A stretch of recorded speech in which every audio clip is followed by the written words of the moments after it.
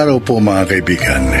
Ngayong araw na ito, maririnig natin ang testimonya ni Kate at ng kanyang mga pinagdaanan bilang panganay at breadwinner ng pamilya.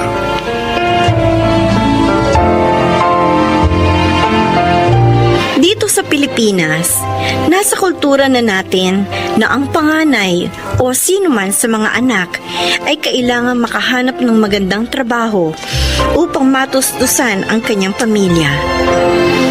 Nakaugalian na natin na upang masuklian ang mga sakripisyo ng ating mga magulang sa pagpapaaral sa atin, kapag nakapagtapos tayo, nakaatang na sa ating balikat ang responsibilidad na mag-provide para sa pamilya.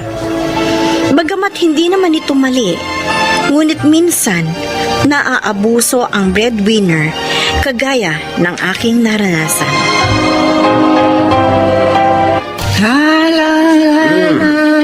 Mukhang maganda ang gising mo, ah. O, siyempre, nakabayad na ako sa tubig, kuryente, pati sa internet. At nakapamalengke na rin ako. Oh, oo nga pala. Oh. Payday kahapon ni Kate. Baka naman may tira pa riyan. Ay, ano kung may tira? Hiram sana ako ng 500. Para saan? Para ilibre mo na naman ang alak yung mga kumpari mo. May bibilhin ako. May bibilhin din ako, kaya tigil-tigilan mo ako dyan. Ang damot mo, ah. O bakit? Sa'yo ba ang perang yan? Pera yan ni Kate. Kaya nga, pera to ni Kate, ay binigay niya sa akin. Kung pagdamutan mo ako ng pera para bang ikaw ang nagsakripisyo na paaralin si Kate, ah. Pera ko ang pinantustos sa pag-aaral niya. Nagtiis ako sa barko para kitain ang perang yaon. Kung gusto mo pala na palagi may pera, di sana hindi ka tumigil sa pagtatrabaho. Nang makapagtapos si Kate, hindi ka na sumampa uli sa barko. Wala ka nang ibang ginawa kundi himasin niyang bundat mong tiyan, kaya lalong lumalaki. O bakit ikaw? Wala ka na rin ginagawa ngayon, ah, kundi magbunga nga maghapon at makichismisa sa mga kumari mong daig pa ang CCTV. Nakikita lahat ng nangyayari sa barangay. Pa! Ano ba yan? Aga-aga, nagtataasan naman kayo ng boses. Ito kasi mama mo, humihingi na naman ng pera. Pang-inom siguro. Itong mama mo, kung pagdamutan ako ng pera, akala mo kanya. Ano ba? Hindi ba kayo nagsasawa? Palagi na lang ganyan ang linya ninyong dalawa. Buti sana kung nakatira tayo sa gitna ng bundok. Nasa syudad tayo. Ayun o, isang di pa lang. Bahay na ni na Aling Melba. Sa harapan may bahay pang isa. Sa kaliwa meron pa. Dinig ng 3 pamilya ang pagtatalo nyo. Di ba kayo nahihiya? Aga-aga, pera pinagtatalunan nyo. Tama na sabi!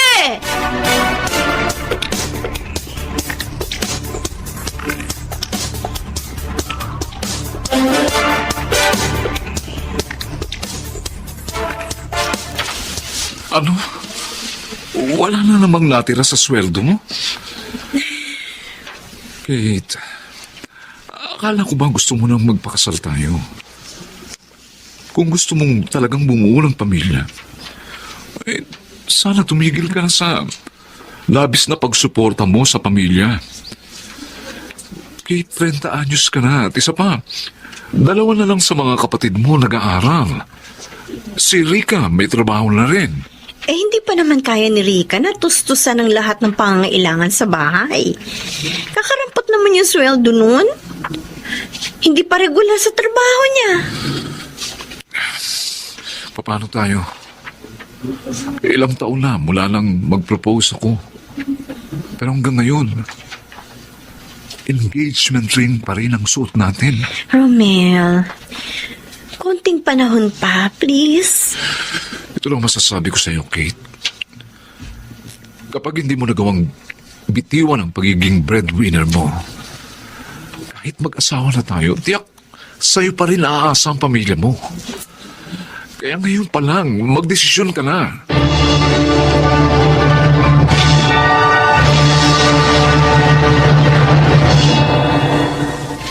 3,000? Miggy? Oo, ate.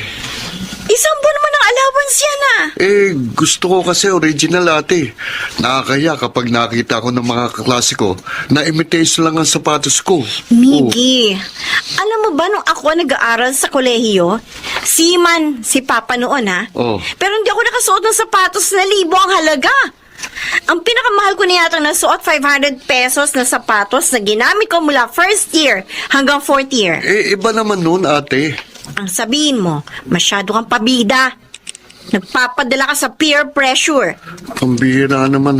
Oh, ayan, 1,000 yan. Pap, ano naman? Bumili ka ng maayos na sapatos na kahit hindi branded, matibay. Kate, baka naman pwedeng dagdagan mo muna. Ma? Mainam naman kasi ko original. Kasi matagal masira. Yun. Hindi may. Kahit buy one take one ang sapatos mo, kung maingat ka, hindi ka agad yan masisira. Sige na, dagdagan mo na muna. Babayaran ko na lang. Saan naman kayo kukuha ng pambayad? May pautang ako konting halaga. Kapag nakuha ko yung tubo nun, di babayad ko sa'yo yun. Ay, nako. Kaya spoiled tong si Miggy kasi palagi ninyo pinagbibigyan ng luho eh. Diyos ko, kami nga ni Rika, hindi nakaranas ng mga kaartihang ganyan. Abay, iba naman kayo noon. Iba ang sitwasyon natin noon. Saka isa pa, gusto mo bang iparanas kay Miggy at sa bunso nyo ang hirap na pinagdaanan natin noon? Oo! Eh, kung hindi sa hirap na dinanas natin noon, hindi sana ako matututo magsikap. Hindi ko sana matututuhang pahalagahan ang bawat sentimong kinikita ko ngayon. Ikaw, Miggy, ha? Ano bang natutunan mo ngayon? Humingi ng humingi. Ano akala mo sa akin? Palagi may supply ng pera?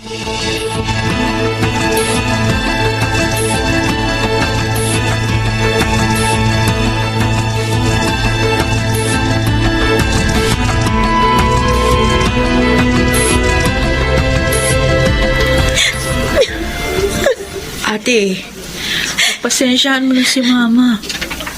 Sama-sama talaga ng loob ko, Rika. Ay, Lahat na lang iniaasa nila sa akin. Sa'yo. Alam mo bang nag-aaway na kami ni Romel kasi hindi kami makaipon ng maayos para sa kasal namin?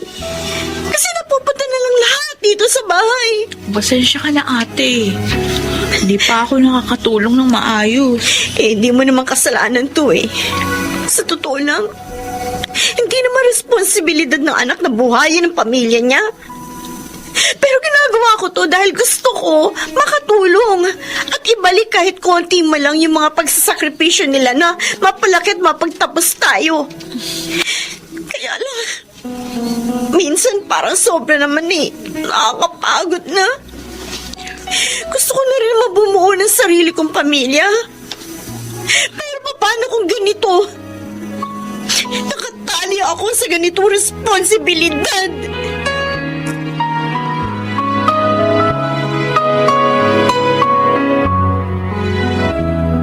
Kate, bakit ito lang?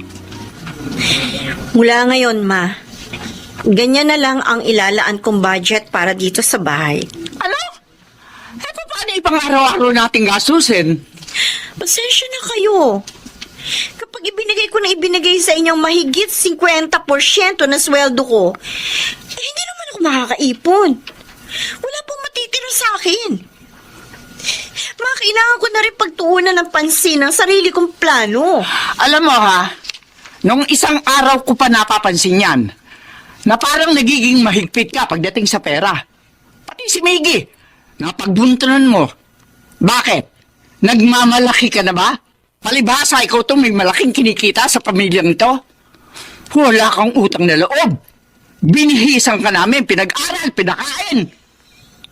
Walang utang na loob, Ma. Dahil lamang gusto kong gawing priority ang sarili kong kinabukasan. Wala na akong utang na loob. Ma, pinalaki niyo ba ako para sa huli singilin ang lahat na ibinigay niyo sa akin? Ganito ba talaga maging isang mabuting magulang? At bakit? Ganyan ba ang ugali ng isang mabuting anak? Ang pabayaan ng pamilyang bumuhay sa kanya? Hindi ko sinabing pababayaan ko kayo, Ma! Ang sabi ko, kailangan ko na rin pagtuunan ng pansin. Pareho lang yun! Ano nangyayari dito? Ito walang utang na loob mo, anak. Nagmamagaling na! Akala mo kung sino na! Nagkaroon lang ng magandang trabaho, akala mo. Kate. Kate, sige na. Umalis ka na. Ako na ang bahala sa mama mo.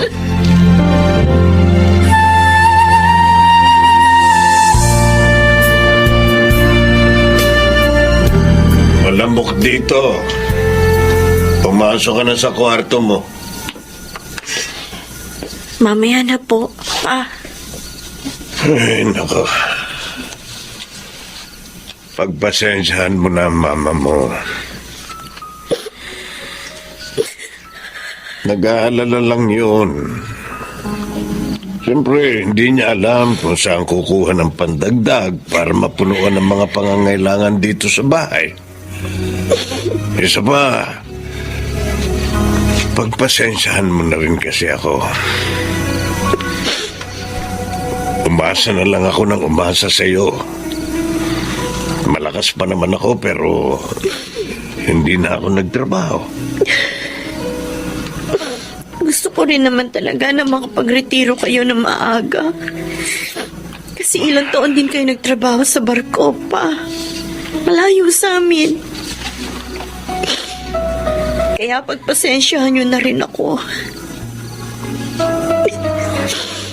Gusto ko na rin po kasi bumuo ng sarili kong pamilya. Nauunawaan ko. Ang sama-sama lang ng loob ko kasi tinawag ako ni Mama na walang utang na loob.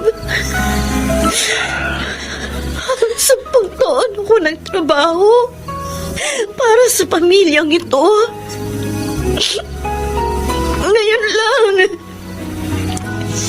Ngayon lang ako nagsabi, naiisipin ko na rin ang sarili ko. Masama ba yun? Hayaan mo lang. Kakausapin ko mama mo. Paliliwanagan ko siya.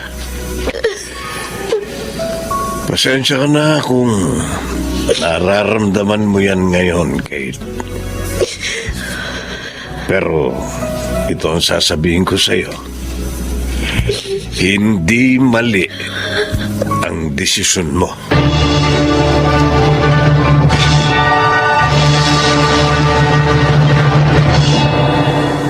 Naparito po ako para formal na magpaalam sa inyo tungkol po sa plano namin ni Kate na magpakasal 2 buwan mula po ngayon. Kuya, akong best man ha. Lagi, doon ka muna sa labas. Hindi ka kasali sa usapan. Oo na. Basta Kuya Romel, best man ako ha. Matagal na po namin itong pinagplanuhan. Wala namang problema. Magpakasal na kayo. Kasi mag-e-expire na matris ni Kate. At isa pa, baka kapag natagalan pa, hindi na yan makapag-asawa. Kasi puro na lamang kami ang iniisip niyan. Ma, Kate, anak, pasensya ka na sana nung una, hindi kita naunawaan. Pero nang lumaon, napagtanto kong tama nga naman. Hindi mo maaaring isakripisyo ang sarili mo mga plano para lamang sa amin. Kailangan mo na ring bumuo ng isang pamilyang pagtutuunan mo ng oras. Atensyon, pagmamahal. salamat sa pagkunawa, Ma. Salamat po. Bukas na bukas din. Maghahanap na ako ng mga ninong at ninang ninyo.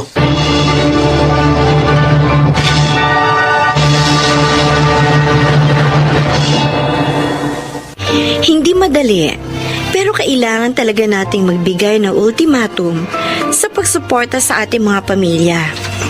Lalo na sa mga nais na ring lumagay sa tahimik. Siguro, kagaya ko, hindi welcome ang ganitong idea pero lahat naman ay nadadaan sa mabuting usapan. Ako po si Kate at ito ang aking buhay. Ang pagtulong ng anak sa kanyang pinagmulang pamilya ay hindi dapat maging isang uri ng obligasyong kailangang tuparin. kundi isang gawaing bunga ng pagkukusa.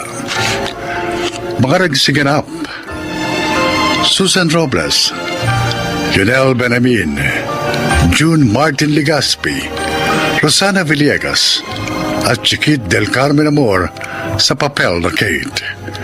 Naglapat ng angkop na tunog Jerry Mutia sa musika ni Boboy Salonga. Supervisyong teknikal Eric Lucero at Bong Muyar. Creative Consultant Phil Cruz. Production Assistant Anching Cruz. Ito'y mula sa panulat ni Rita Labanon. Sa direksyon Salvador M. Royales. Ito ang aking buhay.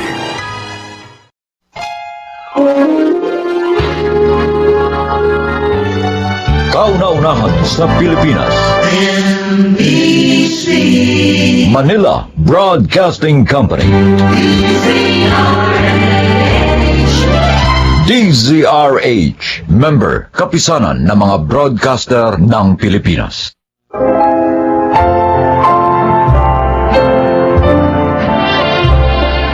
Magandang araw po mga kaibigan. Maririnig natin ang kwento ng isang babae at ng kanyang matalik na kaibigang naging mortal niyang kaaway. Siya ay si Zenaida.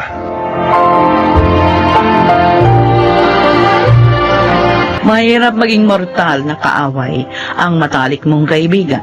Bakit? Dahil kayang-kaya niyong siraan ang isa't isa. Lalo na at pareho niyong alam ang halos lahat ng sikreto ng bawat isa. Yan ang natutuhan ko sa mahabang panahong pagiging magkaaway namin ng dati kong best friend.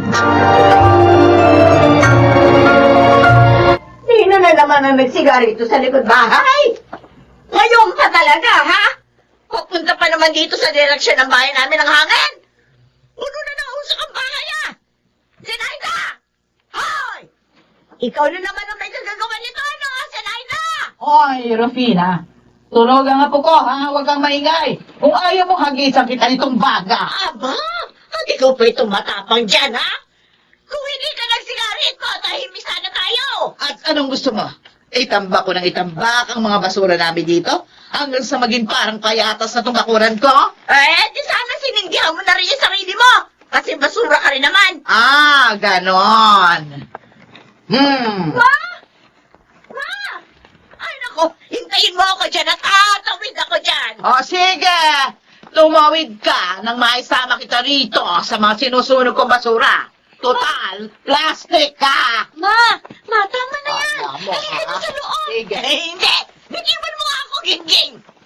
Tayo na sa loob.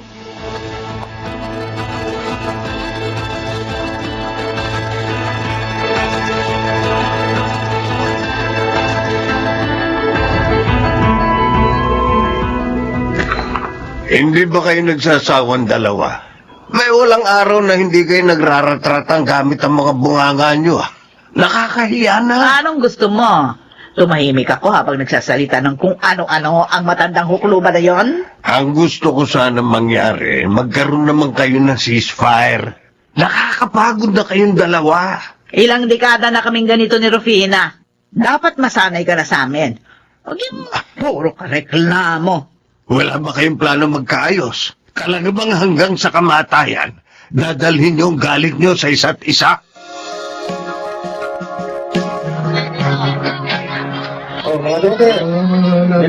Oh, ibigay ko na sa itong lahat ng isdang ito, ha, Ging? 200 na lang ito para makauwi na ako. Talaga, Banjo? Oo. Sige, hindi ko yan tatanggihan. Saka, pauwi ka na ba? Ha? Sumabay ka na sa tricycle ko. Ay, oo. Pero, teka lang, bibili muna ako ng pangsahog dito. Okay, sige. Total, magliligpit pa naman ako, hintayin kita, ha? Sige, Banjo. Pero doon lang kita sa may papasok sa atin ibababa, ha? Eh, makakagalitan na naman ako ni Mama kapag nalamang pinasakay kita, eh. Oo, ayos lang. Naiintindihan kita. Bakit naman kasi ang ayaw ng mga nanay natin? Naipasa pa sa ating mga anak nila, eh. Ay, nako. Ang mainam ka, Banjo. Sa paningin lang naman talaga tayo hindi nagpapansinan eh. Kapag hindi naman sila nakatingin, magkakaibigan naman tayo, di ba? Sabagay nga, tama ka. O sige, bibili mo na ako ng gulay. O sige, hihintayin kita rito.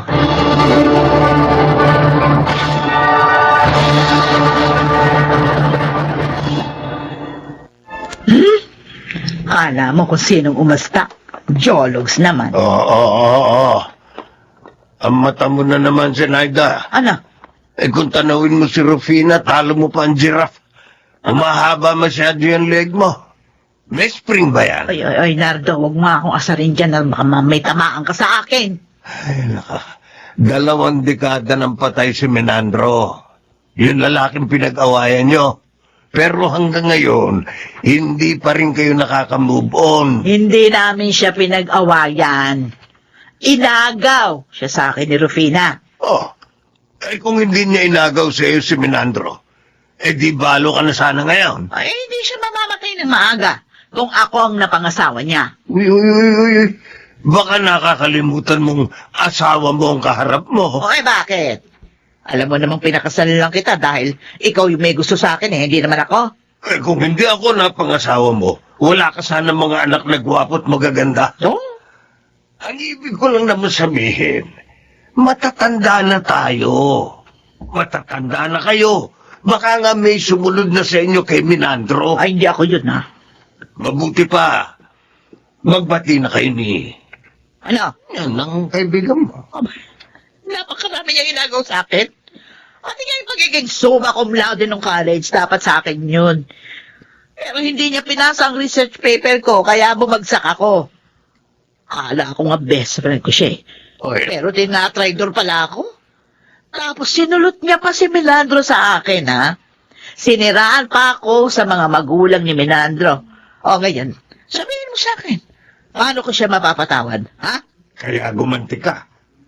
At dito ka nagpatayo ng bahay sa tabi ng bahay niya. Oo. Ay, naku. Para lagi niya akong nakikita. At nang palagi niyang maalala yung ginawa niyang kasamaan sa akin.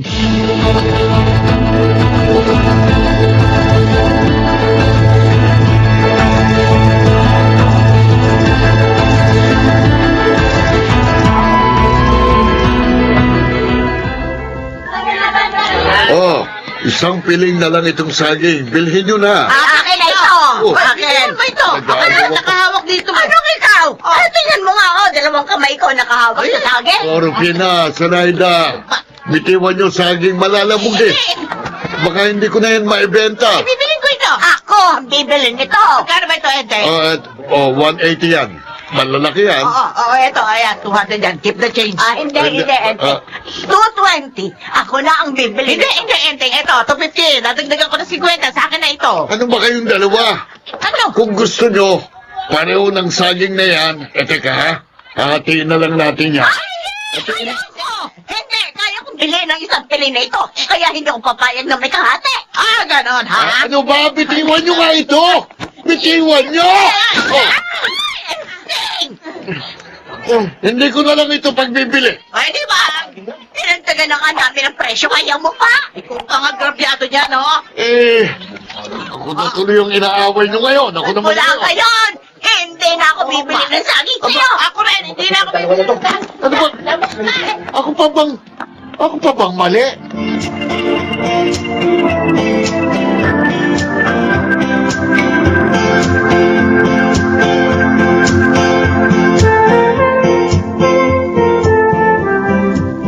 Ay, nako! Sarap naman ang hangin dito sa bakura namin. Ay, nako, mga halaman ko, didiligan ko kayo para presko kayo. Hindi kagaya ng iba dyan, na para lamang gulay. Mabuti ba ang hangin? Fresh! Hindi tulad ng iba dyan, parang amoy isdang bilasa. Baho! Iniinisa naman talaga ako na sinayda na ito, ha? Aray ko, ang dibdib ko. Bakit? Para sumasakit sa Sarap ng hangin dito. Kagabi pa ito, ha? Ayan, ang mabaho. Dahil may amoy matanda. Aray ko. Aray ko, ang dibdib ko. Ay! Aba, si Rufina. Ha? Ako, Rufina! Bakit ka natumba?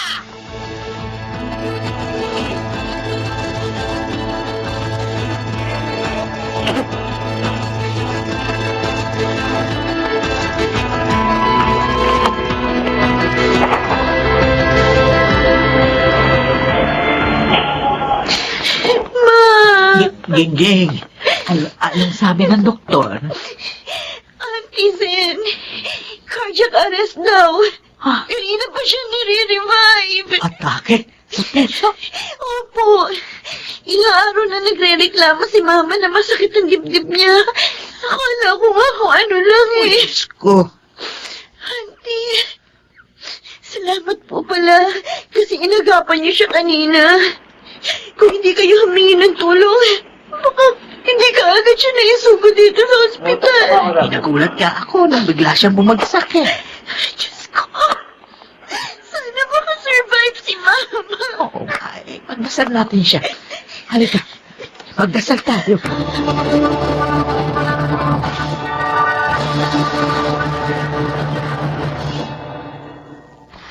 Ano, Banda? Ano sabi ni Jingjing? Wala na pa. Wala na si Auntie Irvina. Oh, Diyos ko. Anong sinabi mo? Patay na raw. Nagising lang daw ng isang araw at isang gabi. Pagkatapos kaninang umaga, inatake uli. Oo, patay na. Patay na si Rufina. Yan na nga ba ang sinasabi ko? Kapag matanda na, dapat maingat na sa katawan. Patay na si Rufina. Zenaida. Rufina.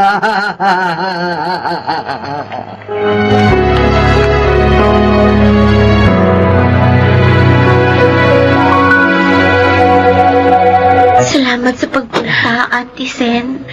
Nakikiramay ako. Tingting. Maupo po kayo, Auntie. Hindi naman totoo na hindi ko pa siya napapatawad. Oo. Matagal ko na siyang napatawad. Kaya nga, nakaya kong tumira malapit sa kanya. Kaya lang, sa lahat ng mga nangyari, talagang hindi naman kayang bumalik pa sa dati. Pero ang bawat away at sigawan naming dalawa, parang pagpapahiwatig yun na napapansin pa rin naman namin ang isa't isa na malakas pa kaming pareho at kaya pa naming sumigaw at magsabunutan minsan. Pero tama si Nardo. Sana hindi kami nabuhay sa mga nakalipas na panahon sa ganong paraan. Sana mas naging mapagpakumbaba kami sa bawat isa. Ganun din naman po si Mama.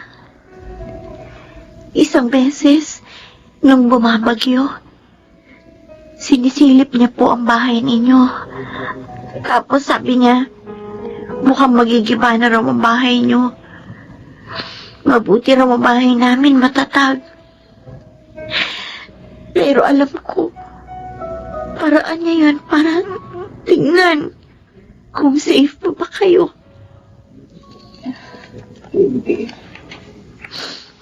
Kung may mga nagawa man pong mali sa inyo si Mama, ako na pong humihingi ng tawad. Hindi.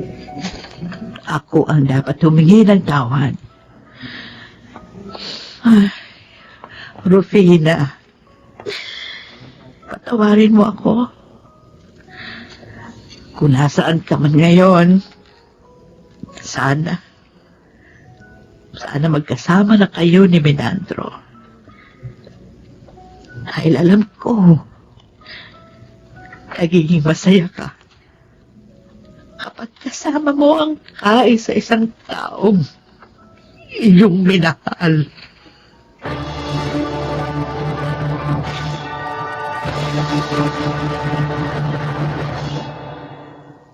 Hindi ko alam na sa ganong paraan matatapos ang kwento naming dalawa ni Rufina. May mga pagsisisi pero huli na ang lahat. Ngayon, gusto kong sabihin sa mga nakikinig na kung may mga tao mang nakasakit sa inyo, patawarin niyo na sila. Alam kong mahirap, pero wala namang masama na subukin. Masakit kung hihingi tayo ng tawad sa taong wala nang kakayahang marinig ang ating tinig. Ako si Zenaida, at ito ang aking buhay. Maikli lamang ang buhay at masasayang ito kung paiirali natin ang pride.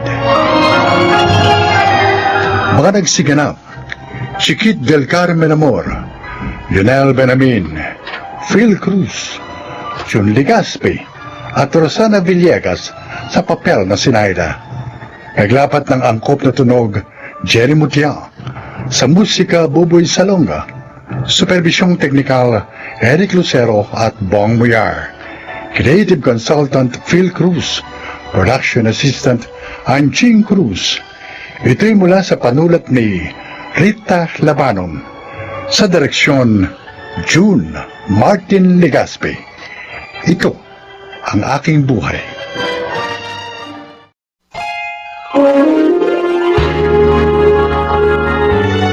Kauna-unahan sa Pilipinas. Manila Broadcasting Company. DZRH, member, kapisanan ng mga broadcaster ng Pilipinas.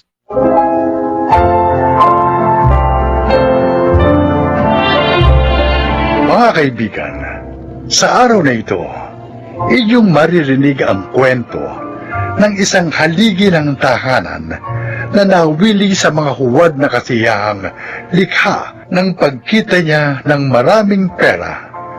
Siya ay si Magno. Natsyempohan ko ang lakas ng trucking business sa pier. Kaya mula sa isang truck lang na minimaintain ko, nakapagpundar pa ako ng 4 pang truck na ginamit kong panghakot ng mga kargamento mula sa mga dumarating na barko. Maswerte kasing nagkaroon ako ng koneksyon sa mga shipper.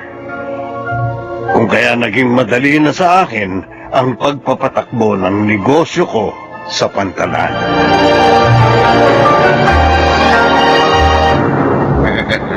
Anak na, para ka na lang namumulot ng pera dito sa pera, Magno.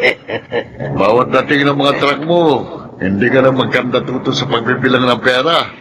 Paldong-paldo ka araw-araw. Ganun talaga pag dumating ang swerte, Domeng. Siksik-liglig na, umaapaw pa. Pero alam mo ba kung anong kasunod ng mga linya niyan? Ano? Magbigay ka at ikaw ay lalo pang bibigyan. Pagbigay naman ako, di ba? Oo naman. Tatlo-tatlo ba naman ang asawa mo eh. Kaya sobrang mapagbigay ka talaga. Si Raulo. Diyan ka na nga. Paparti-partihin ko pa itong mga pera ko. Oh, ayan 500 piso. Uy. Sa'yo na yan. Alam ko naman naghihintay ka lang na hagisan kita eh. Kaya kanina ka pa alikid sa akin. Buti naman alam mo. Salamat ha. Tama-tama. Wala akong labas ngayon eh. Pagpalain ka pa sana lalo. Huwag mo na akong utuhin. Baka magbago pa isip ko. Sige na. Pawiin ko pa yung 500 piso na yan sa'yo eh. Hindi na ha. Sige na, scared na.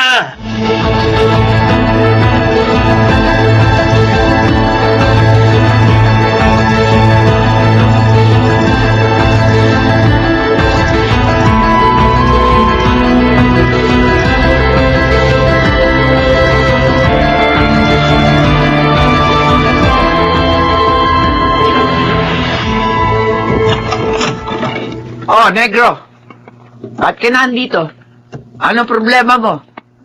Kung makasita naman kayo, parang inis na inis kayong makita ako, haling pa rin. Kasi nga parang nakikita ko yung pagmumukha ni Magno. Pag nakikita rin kita, nagbubuwisit ako sa inyo pareho. Dumaan lang naman ho ako rito para ibigay itong sustento nyo eh. Pero, huwag daw niya siyang hintayin mamaya. Dahil hindi na daw siya uwi rito. Ano naman bago rin sa amo mo? Saka hindi ko naman talaga siya hinihintay umuwi. Umuwi siya kung saan niya gusto. Mabuti nga yun.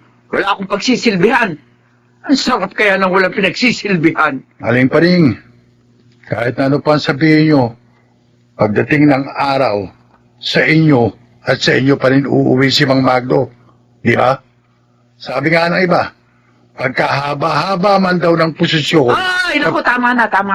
Ang mabuti pa, ibigay mo na sa akin yung pera. Pagkatapos, umalis ka na. Cho! Hindi ako nang marinig pa yung mga sinasabi mong prosesyon na yan. Hindi ako interesado.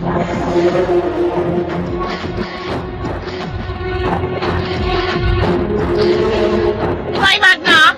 Baka akala mo, hindi ko alam yung tungkol sa babaeng taga-biraw sa tinira mo sa barangay 123, no? Ang bilis mo talaga sa balita, no, Betty? Nako! Wag ko lang mababalitaan na mas malaki iniintrega mo sa kanya. Number 3 lang siya, ako number 2. Wag siyang ano, ha? Umayos ka rin. O ano? Kapag nandito ako, huwag kang dakdak ng dakdak. Ay, gusto mo? Gaya ngayon, sanit na nagpapahinga ako rito, bunganga ka ng bunganga. Basta gawin mo lang yung papel mo, tapos!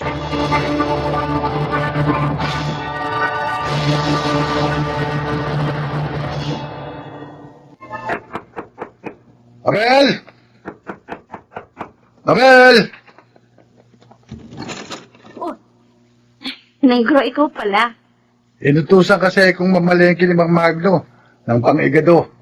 Bigay ko raw sa'yo para iluto mo rito. Kasi, dito raw siya uuwi mamayang gabi. Naku, paano ba yan? Hindi ko alam iluto yun eh. Tsaka hindi talaga ako marunong magluto ng kahit na ano. Naku, mag-aaral ka, Mabel. Kung gusto mong mas kagiliwan ka pa ni Mang Magno, mag-aaral ka magluto. Lalo na ng mga paborito niyang putahe.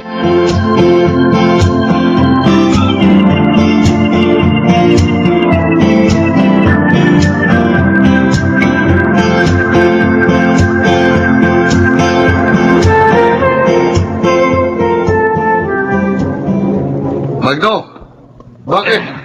Anong nangyari sa mga truck mo? Eto santo pumapalya na raw umaga na, sabi ng mekanikong tumingin. Ako. Yun namang nasa unahan, baterya naman ang problema. Paano yan? Ang dami pa naman barkong padating ngayon. Yun nga ang pinanghihinayangan ko Tapos yung kinikita ng 3 truck na bumabiyahe pa, napupunta lang din sa upgrade at maintenance ng lahat ng truck. Nitong huli puro gastos ang inabot ko sa mga truck ko. Ang mahirap pa, kapag nasingitan ka ng ibang trucking sa shipper, malaki talaga mawawala sa'yo. Wala naman akong magagawa kapag gano'n ang nangyari. Karapatan ng shipper na kumuha ng serbisyo ng ibang trucking. Lalo na kung dagsa ang mga kargamento.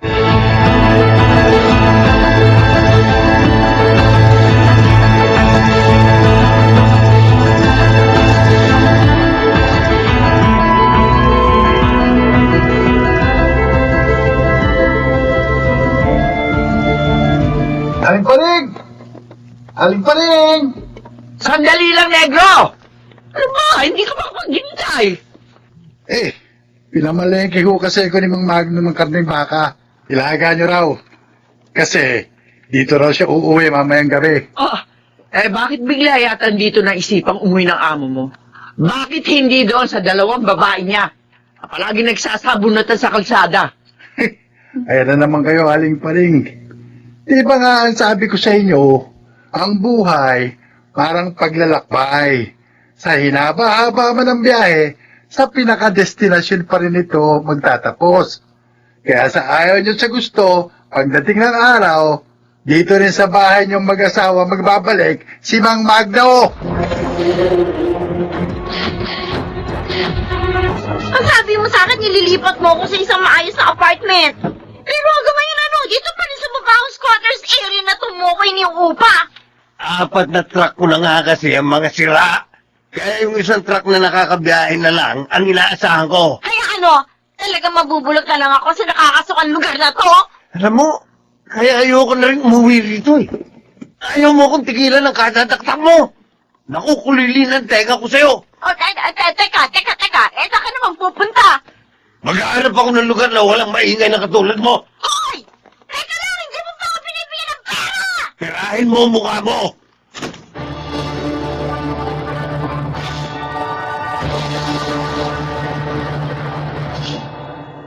Okay lang yun. Eh, talaga namang ayoko na makasama pa dyan kay Magno. Eh, total, hindi naman niya matutustusan yung mga kapritsyo ko. O, natural. Hahanap ako ng ibang bubuhay sa akin, ano? Ganon talaga ang buhay, Betty. Wala naman talagang permanente. Oy, alam ko yan, negro. Oy, hindi mo na kailangan sabihin sa akin yan. Ako pa, kabisado ko na ang buhay. Ako nga, nalungkot din eh. Ang masira ng lahat ng truck ni Mang Magno. Kasi nga, doon din ako umaasa sa ikabubuhay namin ng nanay ko. Hindi ko rin napaghandaan ang pangyayari. Masyado rin kasi akong nauwili sa madaling pagkita ng pera. Sipin mo, abot-abot ang perang sumasampa sa mga kamay ko.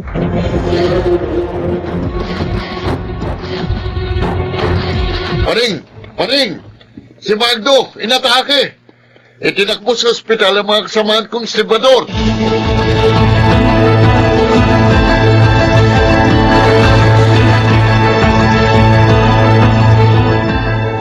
Mild stroke lang naman ang tumama sa'yo.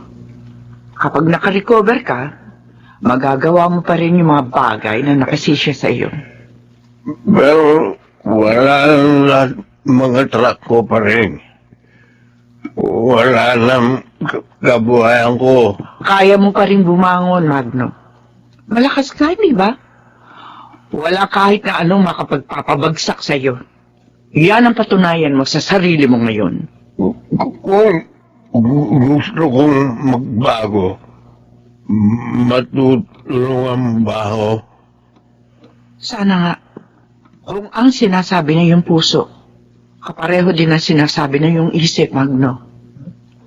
Alam kong marami akong pagkukulang na dapat punan sa iyo. Alam mo, simulat sa Paul, wala naman akong hinangad kundi ang mapabuti ka. Kung may mga pagkakataong napagsasalita man ako na masasakit, kailangan ko lang sabihin ang mga iyon para lang mabigyan ko ng katarungan ang masakit ang loob na nararamdaman ko sa mga ginagawa mo.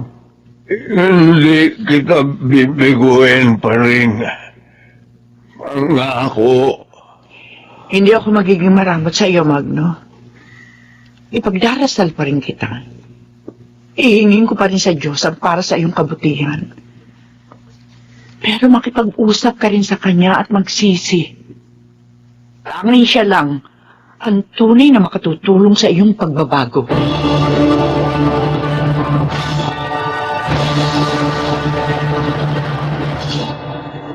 Siguro nga, pinitik ako ng nasa itaas. Kung kaya sa isang iglap, na walang lahat sa akin ang tinatamasa kong mga sarap ng buhay. Inabuso ko ang pera sa maling paraan ang paggamit nito. Ang higit na nakapagsisisi, hindi ko napaghandaan ang mga pagsubok. Gusto kong makabawi sa lahat ng pagkukulang ko kay Paring. Kung kaya sa kanya ko inialay ang sinimulan kong pagbabago. Ako si Magno, at itong aking buhay. Dais ng tao na palaging makaranas ng mga kasiyahan sa buhay. Ngunit, pansamantala lamang ang lahat ng ito at maaaring mawala sa isang iglap. Makamit man natin ang lahat ng ito, darating pa rin ang pagkakataon na tayo ay masasaktan at mahihirapan.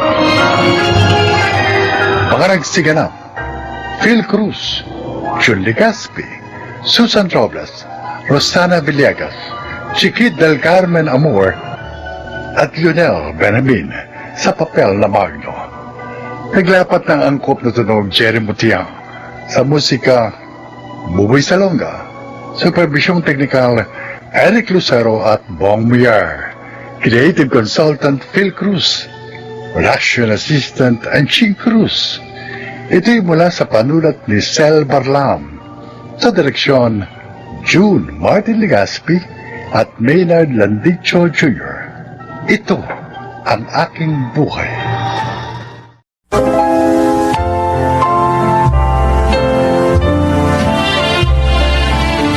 araw po mga giliw naming tagapakinig, marinig natin ang paglalakad ng isang individual na pinalad makahanap ng mga taong bumago sa kanyang buhay.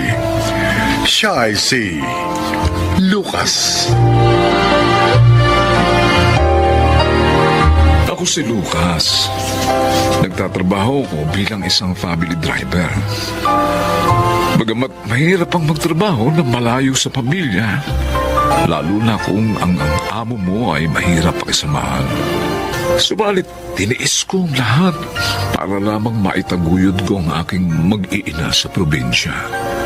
Dala-dala ang paniniwalang lahat ng ating sakripisyo ay nagbubunga. Ayusin niyo to bago ako makabalik mamaya. Kung hindi, malilitigat kayo sa akin. Kailan? Usok na naman ang ilong mo sa galit. Lunis pa man din ngayon. Lucas! Yes, sir. May pupuntahan tayo. Yes, sir. Oh. Bakit gusto ang uniforme mo?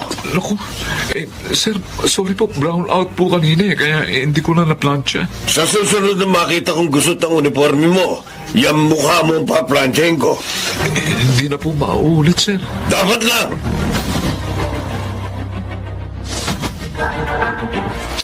Mang Lucas, Uy, Sir Jay, good morning po. sumabog na naman ang bulkan kanina.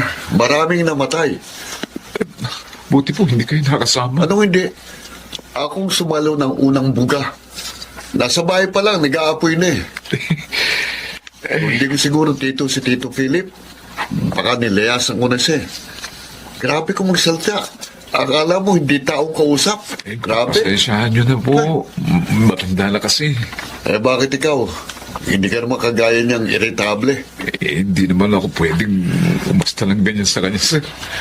Habak na driver lang ako. Hindi kasi yan sa edad. Nasa tao talaga yan. Buti, napagtsatsagaan mo ugali niya. Kailangan, sir. May binubuhay akong pamilya.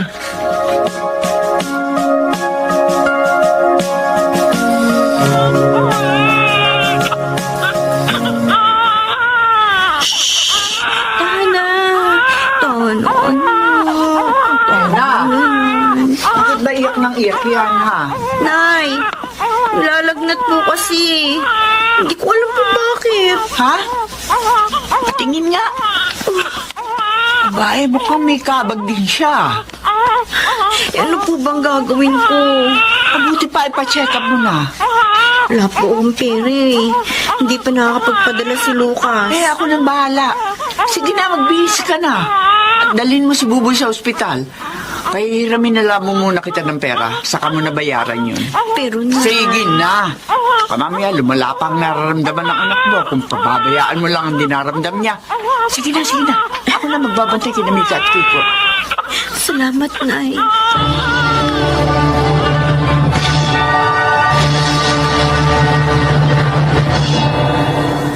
Uy, kumusta na ngayon si Buboy?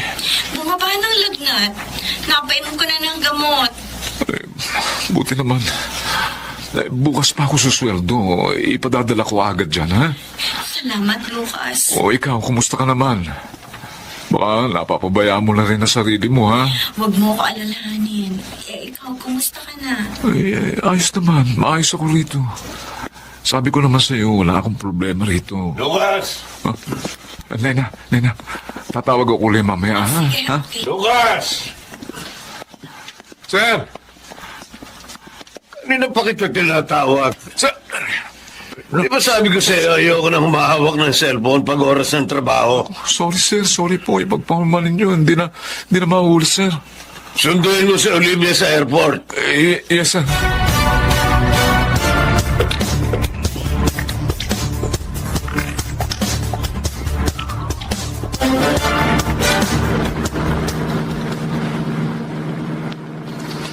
Oh, magkita na lang tayo bukas, ha?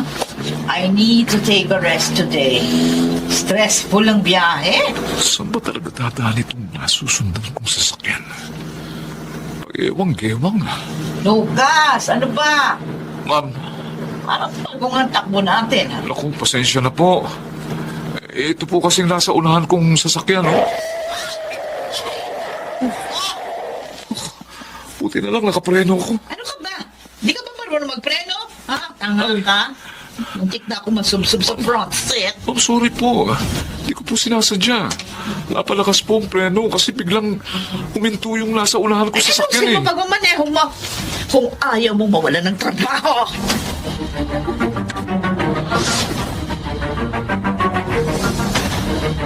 May 7 taon na ang panganay niyo sa susunod na linggo. Wala bang planong umuwi si Lucas? Kinausap ko na nga po kanina, Nay. Sabi niya, susubukan niyang magpaalam sa boss niya. Oo, kasi ang huli niyang uwi, halos 2 taon na, di ba? Opo. Talo pa nga niya OFW. Subsob nga po sa trabaho eh. Sabi niya kasi, gusto niya na makapagpatayo kami ng sariling bahay para hindi na kami nakikipisan dito sa inyo. Eh, ayos lang naman sa amin ang tatay mo na dito muna kayo sa bahay. Pero mas mainam pa rin po yung meron kang sarili, di ba ho? Kaya lang paano naman kami makakapagpatayo ng bahay kung ganito nauubos lang sa mga gastusin na kinikita ni Lucas. Kaya tuloy minsan, parang gusto ko na magtrabaho eh. Para matulungan ko siya sa paghahanap buhay.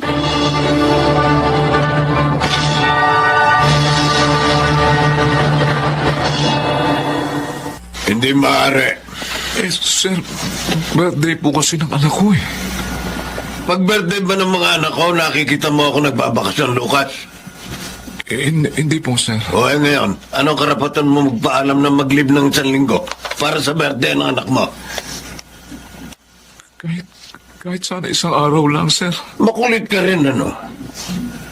Gusto mo pa bang magtrabaho sa amin o maghahanap na ako ng ibang driver? Sige po, hindi na po ako uuwi, sir. Pasensya na po kayo.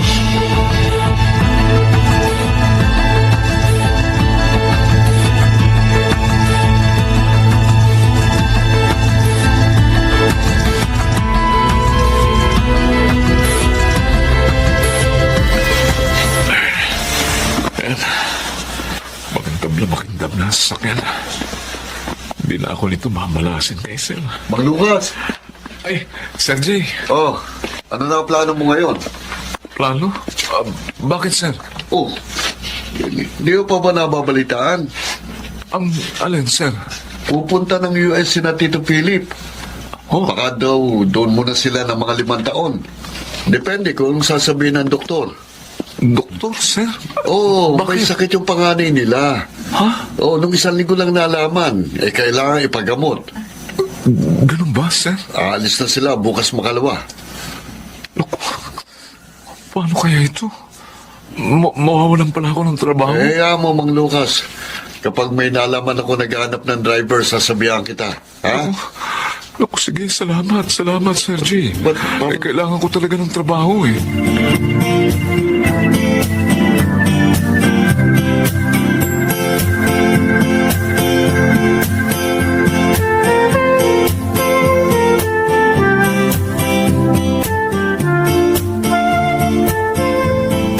Paano yan? Mahirap pa namang maghanap ng trabaho ngayon. Sabi ko po kay Lucas, baka maaaring umuwi na muna siya para dito na lang siya maghanap ng trabaho. Ano man na makukuha niya yung trabaho dito? Ano, babalik siya sa pagdadrive ng tricycle. Kakarampot naman ng kita. Mahirap maging mahirap, Nay. Ay, sinabi mo pa. Susubukan ko na rin maghanap ng trabaho. Kailangan ko na talagang tulungan si Lucas sa paghahanap buhay. Kung habang buhay kaming ganito, hindi kami makakaahon sa buhay. Paano na kapag high school na mga anak namin?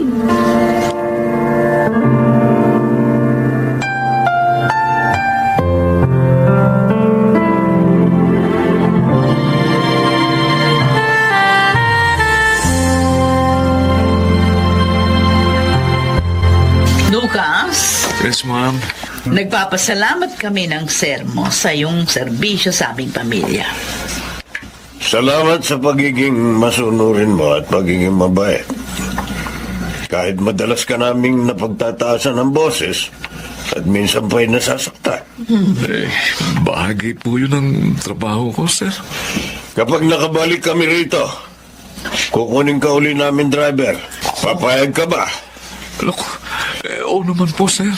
Alam mo, yung mga naging driver namin, hindi na namin maalala ang pangalan dahil mahaba ng 3 buwan na itinatagal nila sa trabaho. Pero ikaw, 5 taong ka na sa amin. Wala naman pong perpektong amot, perpektong trabaho, sir. Isa pa ho, kailangan ko talagang magsikap para sa pamilya ko. Kaya wala po akong karapatang mamili ng amo o ng trabaho. Salamat sa serbisyo mo, ha? Oh, eto, tanggapin mo. Para sa iyo. Ma'am, ano ho ito? Susi ho. Ikinuha ka namin ng bahay sa isang subdivision. Ano ho? Etong pera.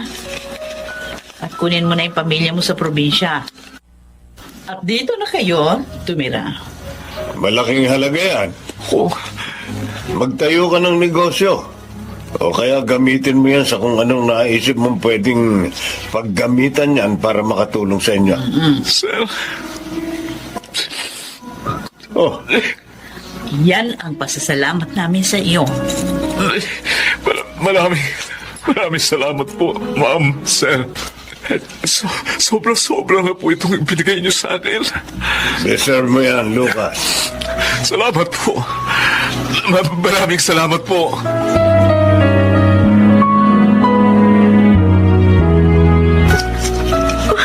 Hindi pa rin ako makapaniwala na may sarili na tayong bahay, Lucas. Lena, Umiiyak ka na naman. naalala ko lang yung mag-asawa. Kung magsalita sila, masakit. Alam mo, ilang beses ko rin naisip na layasan sila. Pero nagtiis ako dahil sa pangangailangan natin. Iniis ko ang bawat masasakit na salita, pati yung mga pang-iinsultong natatanggap ko mula sa kanila. Pero tingnan mo kapalit ng pagtsatsaga ko, Lena. Mapalit ka, Lucas. Mapalit tayo. Napakabuti ng Diyos sa atin. Totoo ngang lahat ng mga pagsasakripisyo at pagtitiis natin, nakikita ng Diyos. At lahat ng yun ay pinapalitan niya ng ginhawa. Ngayon, maaari na tayo magsimula ng bagong buhay natin. Salamat. Salamat sa Panginoon at hindi niya tayo pinabayaan. Akala ko mawawalan ako ng trabaho eh. Hindi ko inakalang biyaya pala ang tatanggapin ko ngayon. Natin, ha? Diyos ko, salamat po. Salamat po sa buhay ng mga amo ko. Salamat po.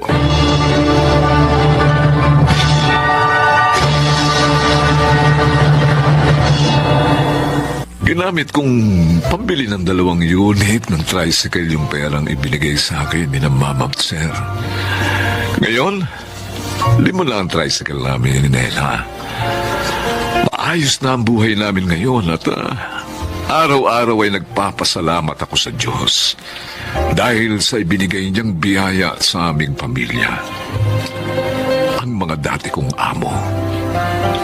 Mahirap man ang buhay, kapag nagsisikap tayo at nagsasakripisyo, darating ang panahong aanihin natin ang kabutihang bunga nito.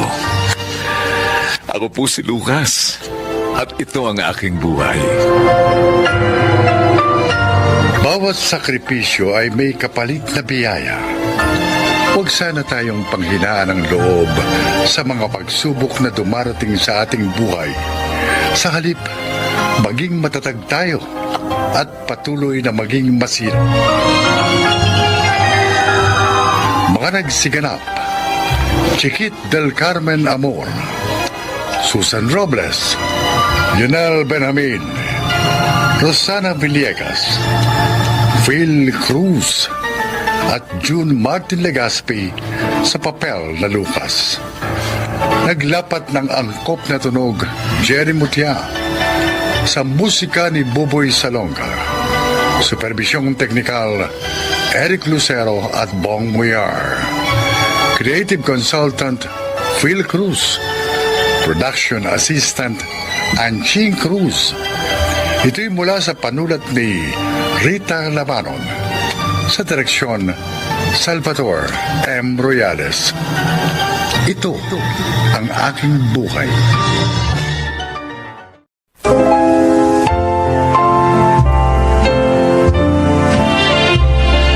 Magandang araw po mga giliw naming tagapakinig. Narito ang isang natatanging kasaysayan na kapupulutan nyo ng aral sa buhay. At ito ay ilalahad sa atin ni Viviana. Isa akong hilot. Tinatawag ng mga magulang kapag may pilay o kaya lagnat ang kanilang mga anak. Ngunit kabilang din sa mga hinihilot ko ay yung mga misis na may marami ng anak. Pakinggan nyo ang aking kasaysayan. Eto mga dahong ilalaga nyo, Tintoy.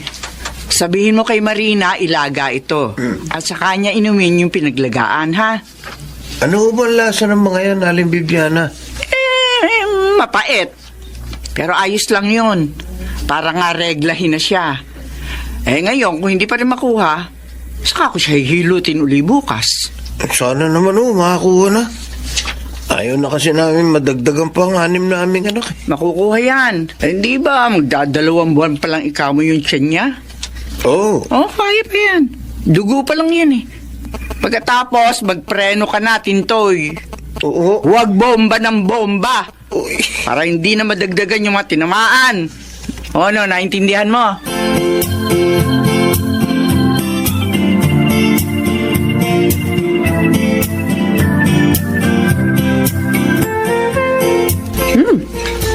Oh, sige na talagang magluto, Daisy. Ha?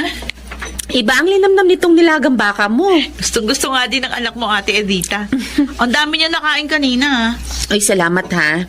Inaalagaan mong anak ko habang nasa opisina ako. O, syempre. Pamangkin ko naman si Boyet. At saka wala pa naman akong trabaho, kaya okay lang. Edita! Nay? Usap nga tayo! Ano po yun? Bakit parang galit kayo? Ano ba yung sinabi mo doon sa tindahan ni Upeng, ha? Na ayaw mo raw na naglalaglag ako ng bata. Hindi naman ako naglalaglag, ha? Nay, kaya ko sinabi yun dahil iyon ang nararamdaman ko. At saka, tinanong ako ni Aling Upeng kung gusto ko bang ginagawa niyo. Hindi nga ako naglalaglag. Pero hinihilot niyo po yung mga ginang dito sa lugar natin na delayed ang menstruation. Oo. Kaya nga hindi paglalaglag yon dahil dugo pa lang yung nasa tiyan niya. Hindi pa tao yon. May buhay na po yun, Inay. Kaya nga pumipintig ni. At kasalanan sa Diyos ang ginagawa ninyo. Hoy! Tinutulungan ko yung mga kapitbahay natin para hindi na maragdagan pa yung marami nilang anak.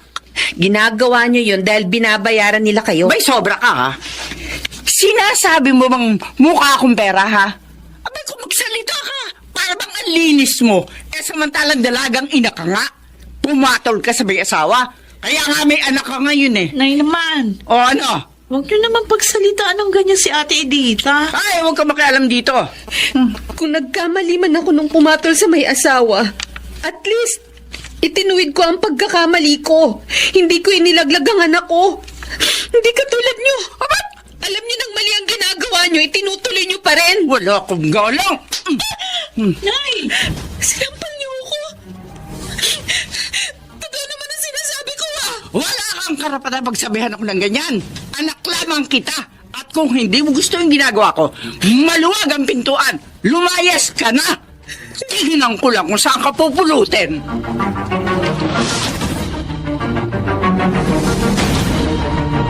Ate! Saan ka pupunta? Bakit mo iniimpake yung mga gamit niyo ni Boyet? May nakita na akong titirhan namin. Malapit sa pinapasukan ko. Aalis na ako dito, Daisy. Huwag mo na lang intindihin si Inay. Galit lang yun, kaya nakapagsalita ng ganun. Ugali na talaga ni Ina yun. Ang isumbat ang nagawa kong pagkakamali. Nagagalit siya dahil kahit marunong siyang manghilot, hindi niya ako nakumbisi noon na ipaalis ang dinadala ko. Tama naman ang pasya ko eh. Nagkamali na ako. Nagkasala. Ayaw ko nang dagdagan pa yun. Kaya, para hindi niya na ako laging sinusumbatan na alis na kami ni Boyet dito. Baka mahirapan ka. Salamat sa pag-aalala. May nakuha na ako magiging yaya ni Boyet. Sakita naman. Kaya na ng sahod ko na mabuhay kami ng anak ko. At handa ako magsipag pa para mabigyan siya ng magandang kinabukasan.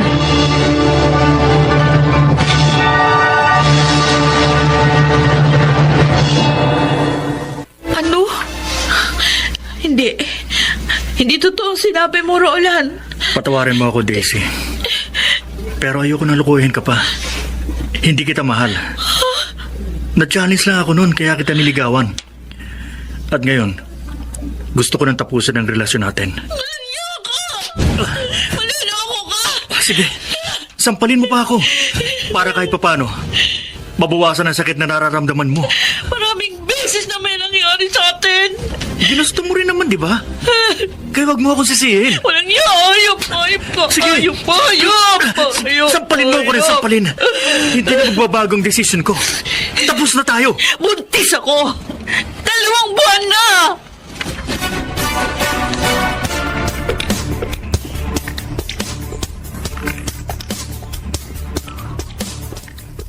Walang iya pala ang Roland na yun eh. Niligawan ka kahit hindi ka mahal. Pinaglaroan ka lang. Walang hiya siya. Masamang ugali. Inay.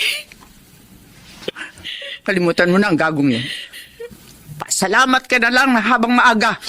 Nalaman mo yung tunay niyang ugali. Lalong mahirap na humiwalay kung kasal na kayo. Pero buntis ako, inay. Ano? 2 buwan na. Ano?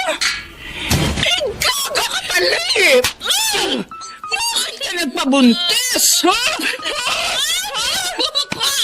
Ano ka na ngayon? Ang hirap sa'yo ang tanga mo! Katatapos mo palaman ng kolehiyo, nagpabuntis ka na!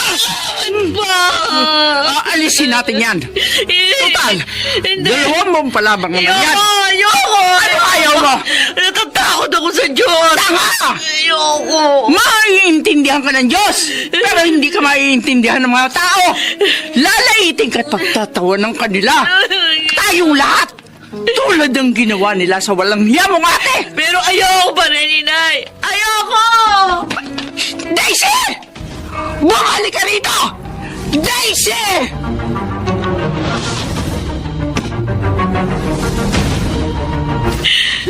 Tama ang pasya mo, Daisy. Ayoko na bumalik doon, ate. Siguradong pipilitin akong hilutin ni inay. Dumito ka na lang. Tutulungan din kita makapagtrabaho.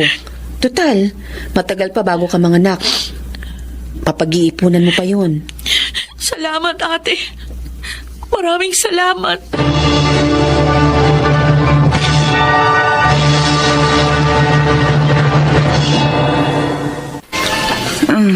Kuya Nardo, napasyal ka. Oh, pero bakit ganyan ang itsura mo, Bibiana? Ha? Parang namumutla ka. May sakit ka ba? Medyo eh. Nahihilo lang ako. Siguro sa pagod lang to. Itigil mo na kasing pangihilot mo. Malamang kaya ka napapagod ng sobra dahil doon. Kuya Nardo. Kumikita ka naman sa tindahan at bigasan mo. Makontento ka na doon. Kaya ka pa nagpunta rito para sermonan ako.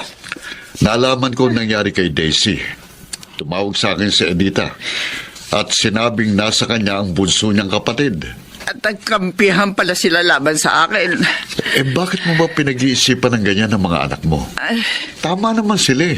Hindi maitutuwid ang isang pagkakamali ng isa pang pagkakamali. Ang ginagawa mong dapat mong itigil. Siya nga pala, may trabaho ng bunso mo. Naipasok siya ni Edita. Mabuti. Teka. Bakit biglang napahawak dyan sa kama mo? Kuya, ilong. Ano? Oh, Bibiana! Nawala ng malay ang kapatid ko.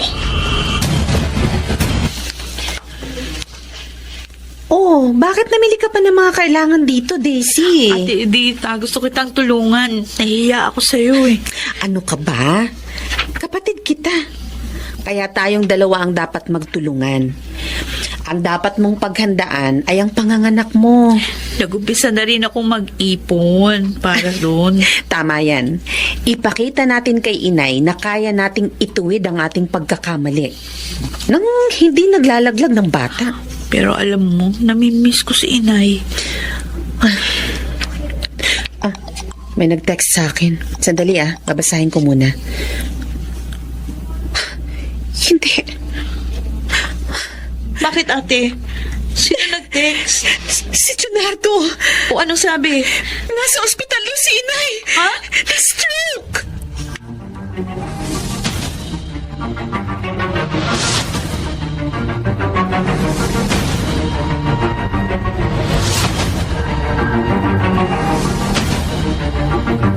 Chong, kumusta na po si inay? Salamat naman at dumating na kayo. Hindi naman po namin matitiis si inay, Chong. Gusto nga namin siya. At hindi rin po namin gustong iwanan siya. Naunawaan ko kayo, Edita. Kumusta Daisy, na po ang lagay ni inay? ligtas na siya. Kaya lang, patatagalan bago siya makabalik sa normal. Kakailanganin daw ang mahabang gamutan. Handa po naming alagaan si inay.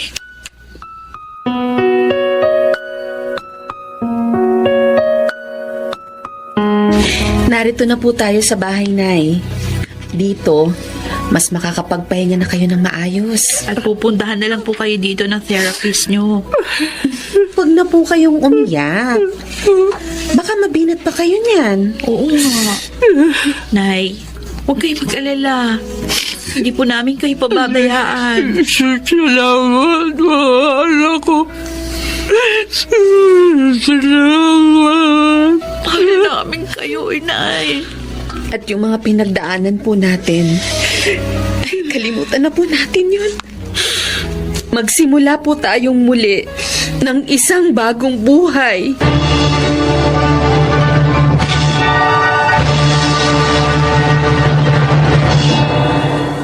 Sa tulong ng aking mga anak, gumaling ako makalipas ang ilang panahon. Ngunit hindi ko na binalikan pa ang dati kong gawain. Naisip ko, marahil ginamit na paraan ng Diyos ang aking pagkaka-stroke upang ituwid ko ang mali kong gawain. Sana po'y kinapulutan niyo ng aral ang aking kasaysayan. Ako po si Bibiana, dating manghihilot. At ito, ang aking buhay. Ang isang ina ay dapat na maging huwaran ng kanyang mga anak. Kaya marapat lang na ituwid ang kanyang kamalian. Mga nagsiganap: Jenaline de la Cruz, Rosana Villegas, Phil Cruz, Maynard Landicho Jr., Lionel Benjamin, at Susan Robles sa papel na Viviana. Taglapat ng angkop na tunog, Jerry Mutia. Sa musika ni Buboy Salonga. Supervisyong teknikal, Eric Lucero at Bong Muyar.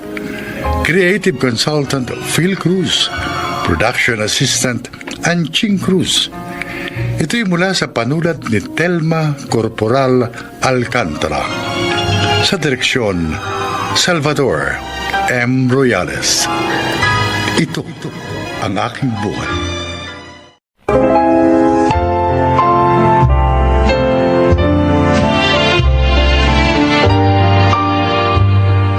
Mga kaibigan, pakinggan po natin ngayon ang isa pang natatanging kasaysayan na ilalahad sa atin ni Arnel.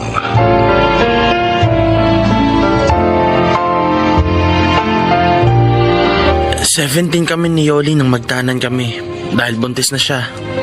Wala nang nagawa ang mga magulang namin kaya hinayaan na lang kami.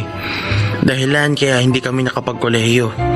At sa edad kong 23 ay 2 na ang anak ko. Pakinggan po ninyo ang aking paglalahad.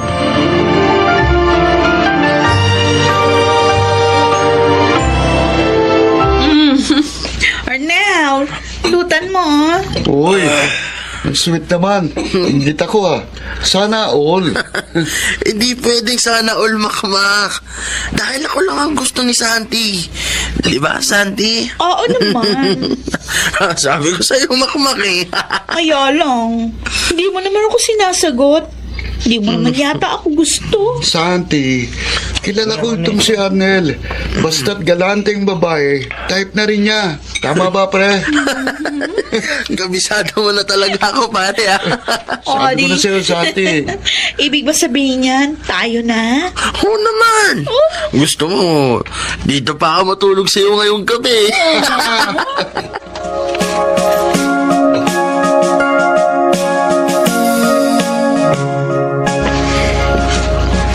Yun po ang natuklasan ko, Nanay Sonia. May babae po siya. Ang lalaki yun talaga, oo. Puro na laban sakit ang ulo binibigay sa akin.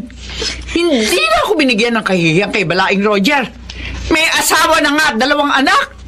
Nakukuha pang mambabae. Kaya pala may pagkakataon na hindi siya umuwi dito. Nandun siya sa Santi na yun. Ang sakit, Nanay Sonia. Hinahayaan ko na nga waldasin niya yung kita niya sa pagpe-pedicab. Ako na nga nagtatrabaho para mabuhay kami. Nagawa pa rin niya ang ulo ko. At ang babae nyo naman, ang tanga-tanga. Sukat po batol pa sa may asawa. Sabi nga po ng kaibigan ko, madalas nga raw po si Santi pang gumagasto sa asawa ko. Kaya pala marami siyang bagong damit at sapatos. Gusto ko na sugurin talagang babaeng yun. Gusto ko ilampaso yung mukha niya sa simento. Wag, Yoli. Hayaan mo na lang muna ako. Ako ang kakausap kay Arnel. Hindi ako papayag na gawin niya ito sa inyo ng mga apo ko.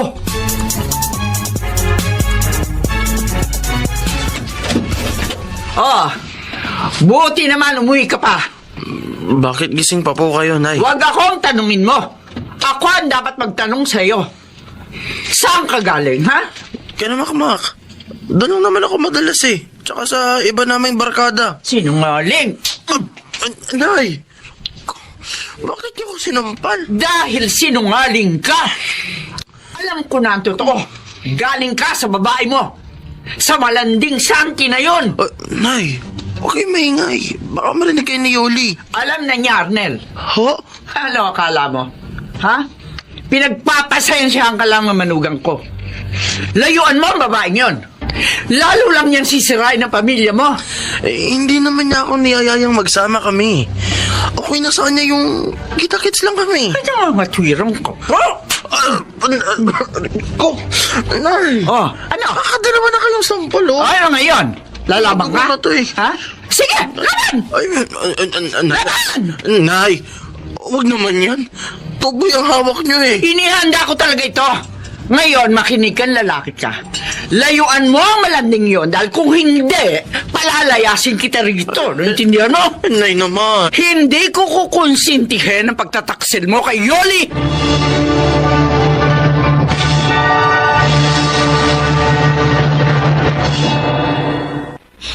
Narito na ako sa bahay ni Santi.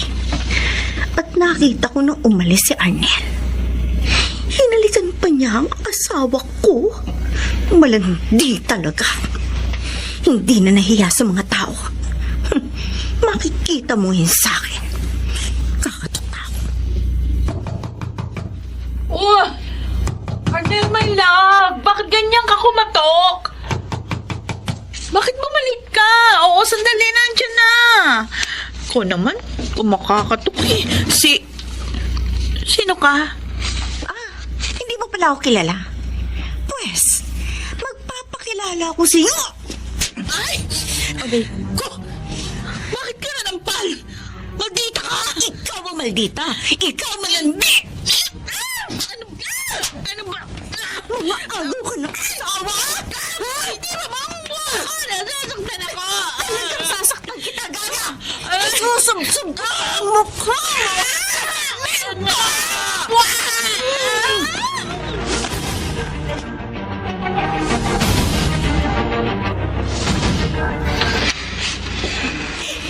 Iiwan ko na po siya, Itay. Dadalhin ko po yung mga apo ninyo. Tama yan pasya mo, anak. Bata ka pa naman. Kaya mong buhayin ang mga apo ko. Tutulungan kita, anak. Patawarin niyo po ako, Tay. Naging mapusok ako. Sa halip na mag-aral, inuna ko pa ang pakikipagtanan kay Arnel. Kaya siguro itong napala ako. Ano, anak, nariyan na yan eh. Wala na tayong magagawa. Sisihin man kita, hindi na maibabalik ang nangyari na. Tutulungan na lang kitang makabangon. Maraming salamat po, Tay. Sa akin na yan at ako nang kakarga dyan kay Junior. Kunin mo na iba yung gamit. Ito po. Ilang araw na po siya may lagnat, Tay. Ano? Pinainom mo ba ng gamot? Opo. Pero bumabalik pa rin ang lagnat niya. Abay, saan idilala mo na siya sa doktor? Hindi ko po nagawa eh. Kasi wala po akong pera. Ganon din si Nanay Sonia. Bakit? Ang daming pantal ng apo ko. Po? Hindi ko po alam. Hindi ko po napansin niya eh. Napakainit niya. Ay, Diyos ko. Madali ka. Dalhin natin sa ospital si Junior.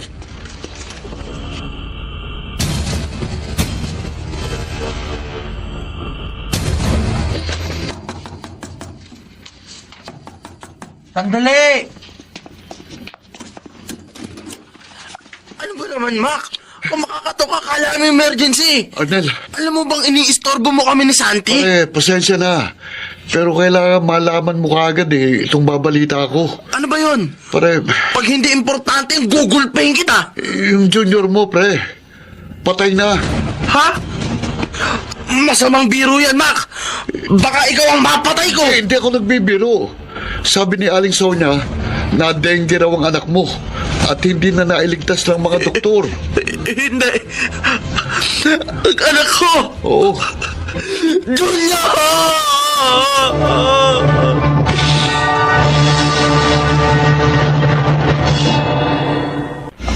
Patay na nga ang anak ko. Ang anak ko. Anong ginagawa mo dito? Doon ka na lang magbabad sa kama ng babae mo.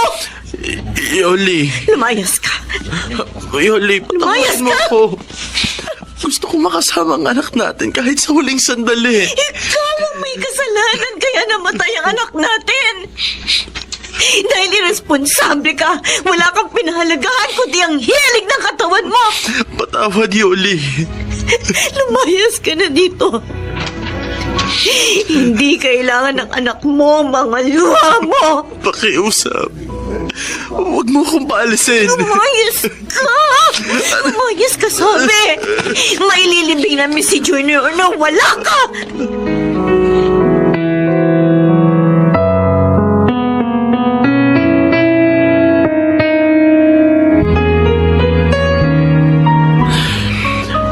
Kaalis ng lahat na nakipaglibing kay Junior.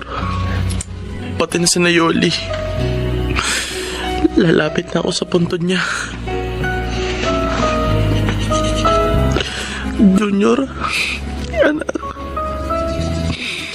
Alam kong malaki ang kasalanan ko sa iyo. Naging irresponsable ako.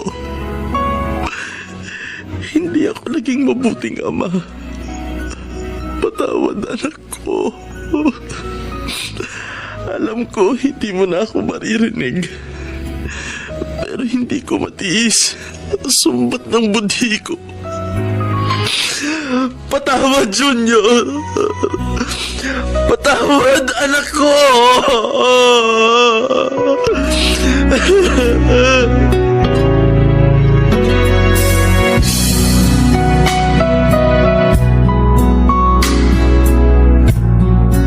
Uy, Arnel, pre.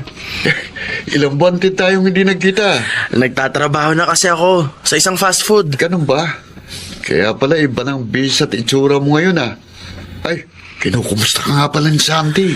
Nagbagong buhay na ako, Makmak. Ano? Ayoko nang balikan pa ang mga dati kong bisyo. Talaga lang Kaya nga, nagtatrabaho na ako, tag-iipon.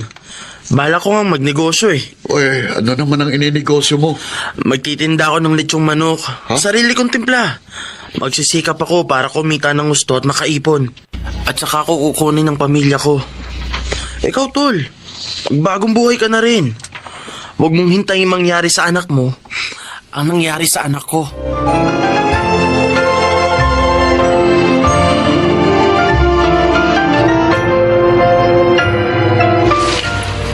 Tay, binili niyo po ang mga groceries na to? Dami ah. Hindi, anak. Dala yan ang asawa mo. Ah? Arnel? Ako nga, Yoli. Pinatuloy ko sa anak para makapag-usap kayo ng maayos. Naparito ko para humingi muli ng tawad sa'yo. At kung papayag ka, kukunin ko na kayo ng panganay natin. Ayoko nang masaktan muli, Arnel. Baka hindi ko na makaya. Nagbago na ako, Yoli. May maliit na nga akong negosyo eh. At kumikita na rin ng maayos. Yoli, sana bigyan mo ako ng isa pang pagkakataon. Buuin natin muli ang ating pamilya.